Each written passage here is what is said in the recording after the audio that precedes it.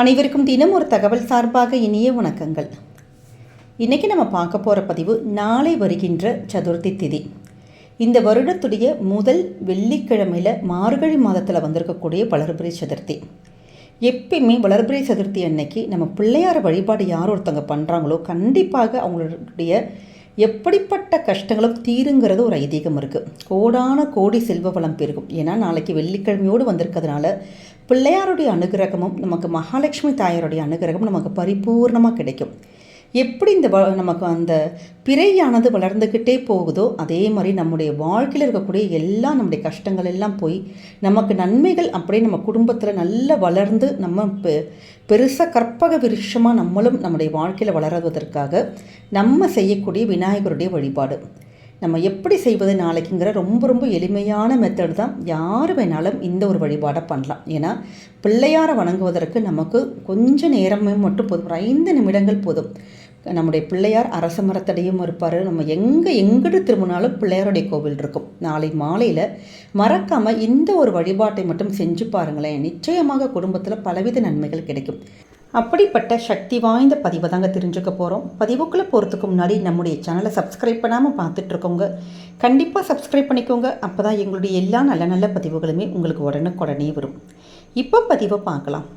மார்கழி மாதத்தில் வரக்கூடிய ஒவ்வொரு நாளுமே விசேஷம் தாங்க. அதுவும் இந்த வருடத்துடைய முதலாவதாக வந்திருக்கக்கூடிய வெள்ளிக்கிழமையோடு சேர்ந்து வந்திருக்கக்கூடிய சதுர்த்தி திதிங்கிறது நமக்கு நிச்சயமாக தவற விடக்கூடாது. நாளைக்கு நம்ம பிள்ளையாருக்காக நீங்கள் நினச்சி நீங்கள் சாப்பிடாமல் விரதம் இருக்க முடியுங்கிறவங்க தாராளமாக எடுக்கலாம். இல்லாட்டி ஒரு நேரம் உபவாசம், 2 நேரம் உபவாசம், இல்லாட்டி எங்களுக்கு அப்போ இருக்கவே முடியாது அப்படிங்கிறவங்க தாராளமாக சைவ உணவுகள் மட்டும் சாப்பிட்டுட்டு நீங்கள் சாயங்காலம் 6 மணிக்கு இந்த பூஜைகள் நீங்கள் வழிபாடுகள் பண்ணிக்கலாம். நாளைக்கு சாயங்காலம் உங்கள் வீட்டு பக்கத்தில் இருக்கக்கூடிய பிள்ளையார் கோவிலுக்கு நிச்சயம் மறக்காமல் அருகம்புல் நம்ம கொஞ்சோண்டு வாங்கிட்டு போகலாம். இல்லாட்டி அருகம்புல் மாலை கிடைக்குதுன்னா நீங்கள் மாலை சாத்தி வழிபாட்டை பண்ணிக்கலாம்.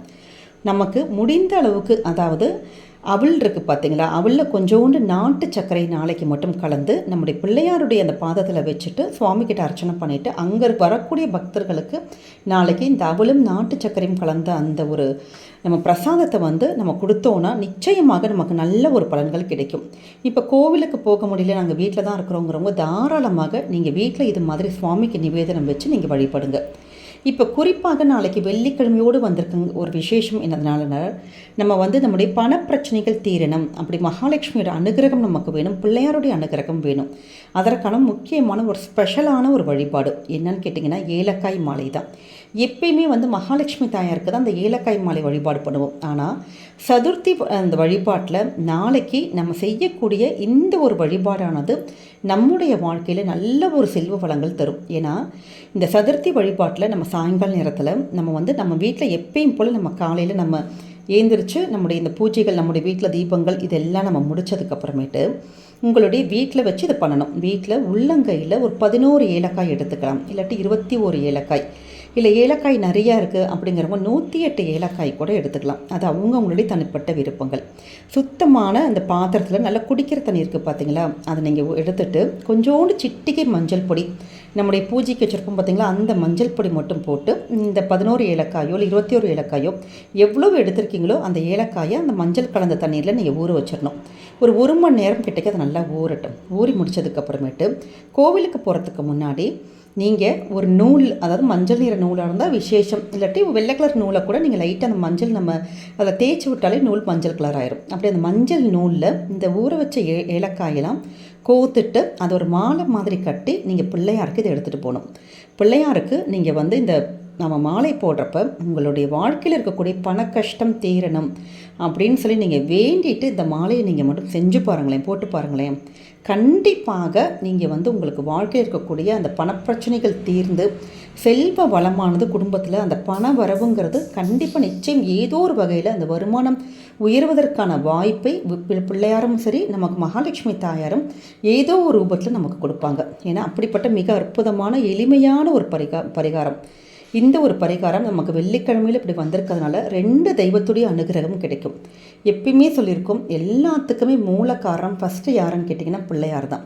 அப்படிப்பட்ட பிள்ளையாருடைய வழிபாட்டை நம்ம இந்த வருடத்துடைய முதல்ல வந்திருக்கக்கூடிய சதுர்த்தி நாளில் வெள்ளிக்கிழமையில் இப்படி முழு நம்பிக்கையோடு நீங்கள் செஞ்சு பாருங்கள். கண்டிப்பாக உங்களுடைய வாழ்க்கையில் இருக்கக்கூடிய பண கஷ்டங்கள் தீரும், வருமானங்கள் பெருகும். இப்போ வேலை இல்லை எங்களுக்கு அப்படிங்கிறவங்களுக்கு ஏதாவது ஒரு ரூபத்தில் நல்ல ஒரு வேலை கிடைத்து அப்படி உங்கள் குடும்பத்துக்கு வந்து அந்த பணமானது ஏதாவது ஒரு வகையில் நமக்கு வந்து குடும்பத்துக்குள்ளே வரும். அப்படி அந்த ஏலக்காய் மாலை மட்டும் நீங்கள் பிள்ளையாருக்கு போட்டுட்டு நம்ம எப்பயும் போல தோப்புக்காரணம் போட்டு பிள்ளையார் நம்ம 3 தடவை பிரதட்சணம் பண்ணிட்டு நம்ம வந்துடணும். அவ்வளோதான். ரொம்ப ஒரு எளிமையான பரிகாரம். ஒரு நமக்கு குறைந்தது ஒரு ரொம்ப நேரம்லாம் ஆகாது, ரொம்ப செலவும் இல்லை. நம்ம வீட்டில் இருக்கக்கூடிய பொருட்களை வச்சு எளிமையான முறையில் இந்த வகையில் நீங்கள் பூஜை பண்ணி பாருங்கள். நிச்சயம் பிள்ளையாருடைய அருளால் உங்களுடைய வாழ்க்கையில் என்றைக்குமே சுபிக்ஷமும் நல்ல ஒரு செல்வ வளமும் கண்டிப்பாக வரும்.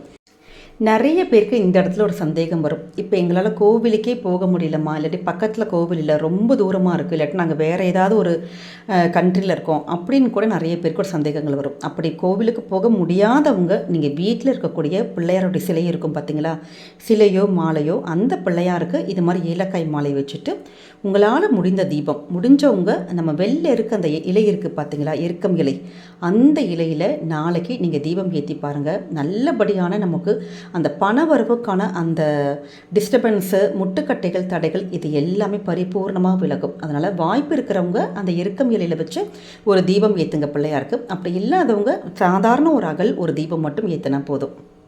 இப்படி நாளை வந்திருக்கக்கூடிய இந்த பிள்ளையாருடைய வழிபாடை நீங்கள் செஞ்சு பாருங்கள். நிச்சயமாக உங்களுடைய வாழ்க்கையில் நல்லபடியாக பணவரவு, தனவரவு, நல்ல குடும்பத்தில் மகிழ்ச்சி, சந்தோஷம் எல்லாமே நிறைச்சிருக்குங்க.